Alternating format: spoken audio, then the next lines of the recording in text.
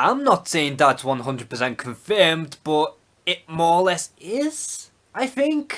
Now, as the title suggests, Avengers Endgame is supposed to be the end of the Avengers, or more appropriately, the end of the Infinity Saga. So understandably, the movie was too focused on tying up all loose ends with as little foreshadowing for the future as possible. But even with that being said, there are at least two clues that could hint towards future heroes. And before I want to go any further, take all of this with a huge grain of salt, because for all we know, this could be a false conspiracy. Now, the first hint stems near the first act, in which Okoye does mention that there has been some oceanic earthquakes off the coast of Africa. And for those who would know, this could be a potential seed that has been planted for potential rivalry for Wakanda specifically. The rival nation in question, of course, being Atlantis, in which is led by Namor. And this isn't exactly the first time Namor has been hinted at in the MCU, as the first hint predates all the way back in Iron Man 2.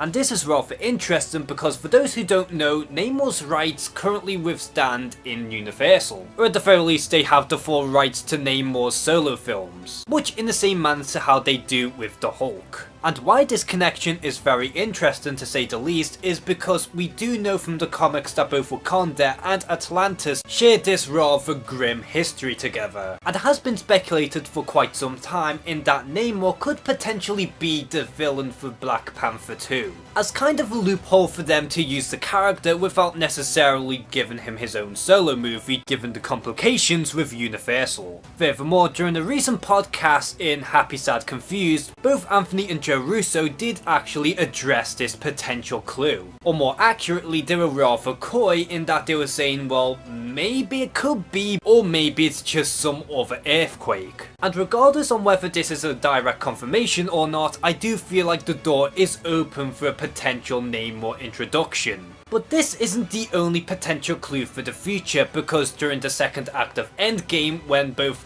Iron Man and Captain America travel back into the 70s, Steve Rogers did overhear Peggy Carter referring to an agent by the name Braddock. And for those who didn't catch on, Braddock is the surname of Brian Braddock, who is otherwise known as Captain Britain, which once again, it does seem like a little seed has been planted for this character to appear in the MCU. But again, this was also addressed in the exact same podcast, to which the Russo brothers did say, well, maybe it could be Brian Braddock, or maybe it's just some other guy named Braddock. And in my mind, that does add up to the rumours that did surface during last December, where it was mentioned that Marvel Studios do have plans for both Captain Britain and the Black Knight. Now, I'm not saying that this is 100% confirmed or anything, and chances are those could be nothing more but little seeds that could have been planted that will ultimately be neglected anyway, which is something the MCU has done before. But given the fact that we have no idea on where the MCU will be heading post Endgame, or better off, and anything could happen at this point. So while neither of those clues are 100% confirmed, they aren't exactly debunked either. So what do you think of the potential clues for Namor and Captain Britain in Endgame? Do you believe that they do legitimately have a future in the MCU, or do you think that those clues could lead to nowhere? Comment below and share some thoughts. And as always, thank you guys for watching this video. Please like and subscribe. Take care and have a good one.